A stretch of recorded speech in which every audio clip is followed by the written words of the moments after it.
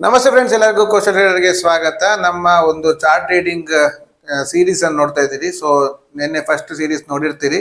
So ಅದರಲ್ಲಿ candles ಅಂದ್ರೆ ಏನು, ಕ್ಯಾಂಡಲಿನ ಓಪನಿಂಗು, ಕ್ಲೋಸು, ಹೈ, ಲೋ ಅದ್ರ ಬಗ್ಗೆ ಎಲ್ಲ ಡಿಸ್ಕಷನ್ ಮಾಡಿದ್ದೀವಿ.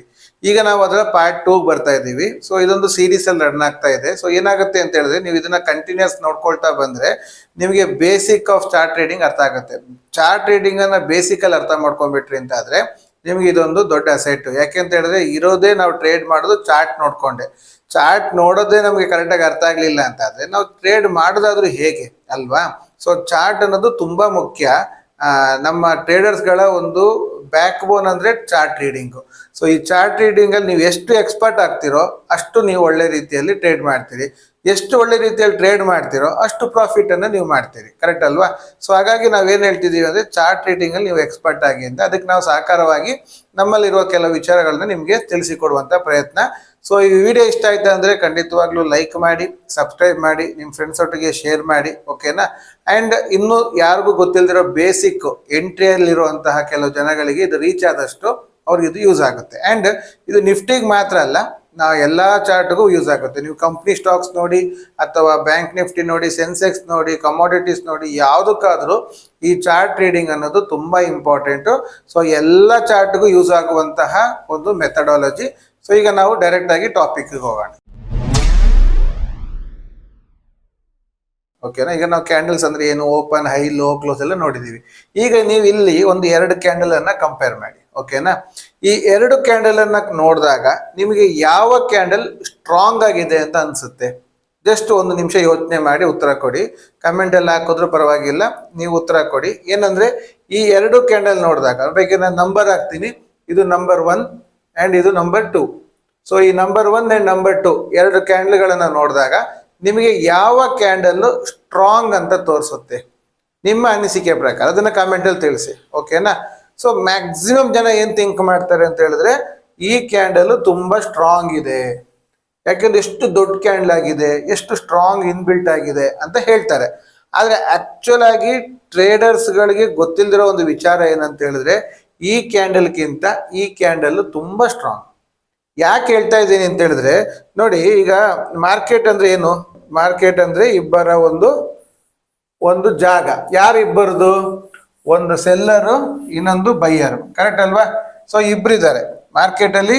ಒಂದು ಸೆಲ್ಲರ್ ಮೇಲ್ಗಡೆ ಕೂತಿರ್ತಾನೆ ಅಂಡ್ ಬೈಯರು ಕೆಳಗಡೆ ಕೂತಿದ್ದಾನೆ. ಸೊ ಇಬ್ಬರ ಹೋರಾಟವೇ ಮಾರ್ಕೆಟ್ ಅಲ್ಲಿ ಕ್ಯಾಂಡಲ್ ಅಲ್ಲಿ ರಿಫ್ಲೆಕ್ಟ್ ಆಗುತ್ತೆ. ಸೊ ಈಗ ಇಲ್ಲಿ ಬೈಯರು ಬೈ ಮಾಡಕ್ಕೆ ಕೂತಾಗ ಸೆಲ್ಲರು ರೆಸಿಸ್ಟೆನ್ಸ್ ಕೊಡ್ಲೇ ಇಲ್ಲ ಅಂತ ಹೇಳಿದ್ರೆ ಆ ಕ್ಯಾಂಡಲ್ ಏನಾಗುತ್ತೆ? ಸೀದಾ ಮೇಲೆ ಹೋಗುತ್ತೆ ಅಲ್ವಾ? ಸೊ ಮಾರ್ಕೆಟ್ ಸೀದಾ ಮೇಲೆ ಹೋಗ್ತಿದೆ ಅಂತ ಹೇಳಿದ್ರೆ ಇಲ್ಲಿ ಯಾವುದೇ ಕಾರಣಕ್ಕೂ ಸೆಲ್ಲರ್ಸ್ಗಳು ಇಲ್ಲ. ಇಲ್ಲಿವರೆಗೂ ಮಾರ್ಕೆಟ್ ಅಲ್ಲಿ ಸೆಲ್ಲರ್ ಇಲ್ಲ. ಸೆಲ್ಲರು ಇಲ್ಲಿ ಬಂದು ಕೂತಿದ್ದಾನೆ. ಸೊ ಇಲ್ಲಿಂದ ನಂತರ ಅದು ಹೋಗ್ಲಿಕ್ಕೆ ಬಿಡ್ಲಿಲ್ಲ, ಸ್ವಲ್ಪ ಡೌನ್ ತಕೊಂಡ್ ಬಂದಿದ್ದಾರೆ ಅಂತ ನಾವು ಡಿಸೈಡ್ ಮಾಡ್ತೀವಿ. ಅಂದ್ರೆ ಇಲ್ಲಿಂದನು ಇಲ್ಲಿವರೆಗೂ ಯಾರ ಕೋಟೆ? ಇದು ಫುಲ್ ಅಂಡ್ ಫುಲ್ ಬೈಯರ್ ಕೋಟೆ. ಕರೆಕ್ಟಾ? ಬೈಯರ್ಗಳ ಕೋಟೆ. ಅವರು ಫುಲ್ ಸ್ಟ್ರಾಂಗ್ ಆಗಿದ್ದಾರೆ, ಅವ್ರು ತಗೊಂಡ್ ಮೇಲೋಗಿದ್ದಾರೆ. ಸೆಲ್ಲರ್ ಅಲ್ಲಿದ್ದಾನೆ, ಅಲ್ಲಿವರೆಗೆ ಇಲ್ಲಿ ಮಧ್ಯದಲ್ಲಿ ಯಾರು ಇಲ್ಲ ಅನ್ನೋದು ನಮ್ಗೆ ಕ್ಲಾರಿಟಿ ಆಗುತ್ತೆ. ಸೊ ಈಗ ಅದೇ ನೀವು ಈ ಕಡೆ ಕ್ಯಾಂಡಲ್ ಅಲ್ಲಿ ನೋಡಿ. ಸೊ ಈಗ ಇದು ಕ್ಯಾಂಡಲ್ ಆಯ್ತಲ್ವಾ? ಈಗ ಈ ಕಡೆ ಪಕ್ಕದ ಕ್ಯಾಂಡಲ್ ಅಲ್ಲಿ ನೋಡಿ ಏನಾಗಿದೆ. ಇಲ್ಲಿ ಬೈಯರ್ ಇಲ್ಲಿಂದ ಮೇಲ್ ತಗೊಂಡು ಹೋಗೋಕೆ ಪ್ರಯತ್ನ ಪಟ್ಟಿದ್ದಾನೆ, ಸೆಲ್ಲರು ಇಲ್ಲಿಂದ ವಾಪಸ್ ಕೆಳಗಡೆ ತಳ್ಳಕ್ ಪ್ರಯತ್ನ ಪಟ್ಟಿದ್ದಾರೆ. ಸೊ ಮಾರ್ಕೆಟ್ ಇಲ್ಲಿ ಓಪನ್ ಆಗಿತ್ತು, ಇಲ್ಲಿ ಕ್ಲೋಸ್ ಆಯ್ತು. ಸೊ ಇಬ್ಬರ ಹೋರಾಟ. ಆದ್ರೆ ಎಷ್ಟು ಹೊತ್ತು? ಈ ಕ್ಯಾಂಡಲಿನ ಹೊತ್ತು. ಕ್ಯಾಂಡಲ್ ಯಾವ ಹೊತ್ತು? 1 ನಿಮಿಷ ಆಗಿರ್ಬೋದು, 5 ನಿಮಿಷ ಕ್ಯಾಂಡಲ್ ಆಗಿರ್ಬೋದು, 15 ನಿಮಿಷ ಕ್ಯಾಂಡಲ್, ನಿಮ್ಮ ಕ್ಯಾಂಡಲ್ ಟೈಮಿಂಗ್ಸ್ ಅಂತ ಇಟ್ಕೊಳ್ಳಿ.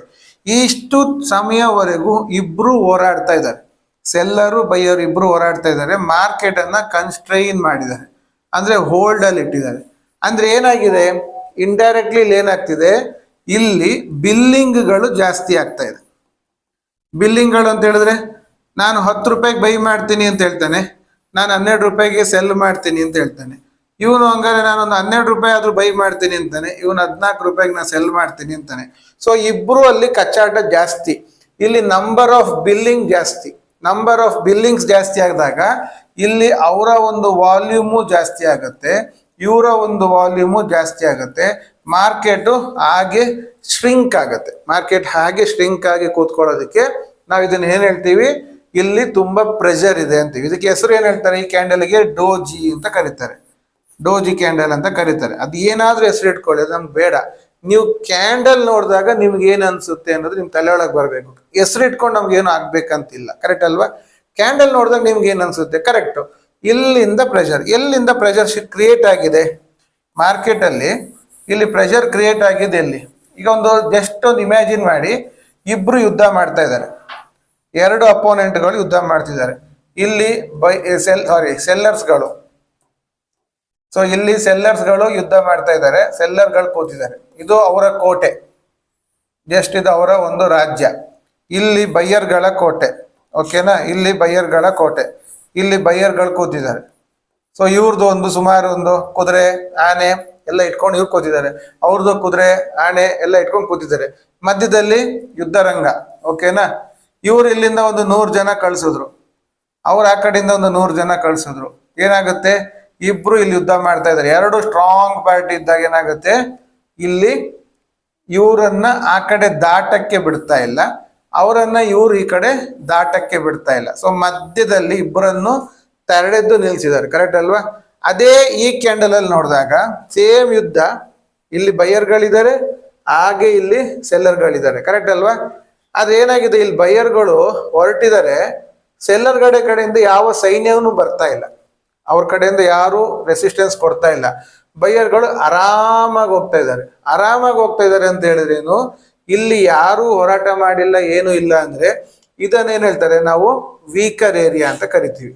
ಇದು ವೀಕ್, ಇದು ಸ್ವಲ್ಪ ಸ್ಟ್ರಾಂಗ್ ಅಲ್ವಾ? ಸೊ ಇದನ್ನ ಇಟ್ಕೊಂಡೆಲ್ಲ ಹೇಗೆ ಟ್ರೇಡ್ ಮಾಡೋದನ್ನು ಫ್ಯೂಚರ್ ಅಲ್ಲಿ ಹೋಗ್ತಾ ಕಲಿತೀವಿ. ಈಗ ಸದ್ಯಕ್ಕೆ ನೀವು ಅರ್ಥ ಮಾಡ್ಕೊಬೇಕು, ಇಂಥ ಕ್ಯಾಂಡಲ್ಗಳು ಬಂತಂತ ಹೇಳಿದ್ರೆ ನಾವು ಅನ್ಕೊಬೇಕು, ಈಗ ಇಬ್ರು ಯುದ್ಧ ಮಾಡ್ತಾ ಇದ್ದಾರೆ, ಎರಡು ಆನೆಗಳು ಯುದ್ಧ ಮಾಡ್ತಾ ಇವೆ. ಸೊ ನಾವು ಮಧ್ಯದಲ್ಲಿ ಹೋಗಿ ಸಿಕ್ಕಾಕೊಂಬಾರ್ದು ಅನ್ನೋದು ನಿಮ್ಗೆ ಕ್ಯಾಂಡಲ್ ನೋಡ್ತಿದ್ದಂಗೆ ಗೊತ್ತಾಗ್ಬೇಕು. ನೀವು ಹೋಗಿ ನಾನು ಸಿಕ್ಕಾಕೊಳ್ತೀನಿ ಅಂತ ಮಧ್ಯಕ್ಕೆ ಹೋಗಿ ಕೈ ಕೊಟ್ರೆ, ಎರಡು ಆನೆಗಳು ಯುದ್ಧ ಮಾಡ್ಬೇಕಾದ್ರೆ ನಾವು ಮಧ್ಯಕ್ಕೆ ಹೋದ್ರೆ ಏನಾಗುತ್ತೆ? ನಾವು ಪೆಡ್ತಿಂದ ಬರ್ಬೇಕಾಗತ್ತೆ ಅಲ್ವಾ?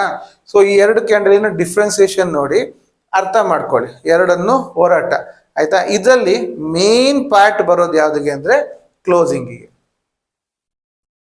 ಕ್ಲೋಸಿಂಗ್ ಇದೆ ಅಲ್ಲ, ಅಂದ್ರೆ ಈಗ ಒಂದು ಕ್ಯಾಂಡಲ್ ಅಲ್ಲಿ 4 ಇದೆ ಅಂತ ಹೇಳಿದೀನಿ: high, low, open, close. Correct ಅಲ್ವಾ? 4 ಪಾರ್ಟ್ ಇದೆ.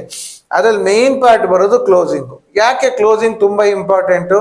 ಯುದ್ಧ ನಡೀತಿದೆ ಸರಿ, ಆ ಕ್ಯಾಂಡಲ್ ಮುಗ್ಬೇಕಾದ್ರೆ ಯಾರು ಗೆದ್ರು ಅನ್ನೋದು ನಮ್ಗೆ ರೆಪ್ರೆಸೆಂಟ್ ಮಾಡ್ಲಿಕ್ಕೆ ಈ ಕ್ಲೋಸಿಂಗ್ ಮುಖ್ಯ.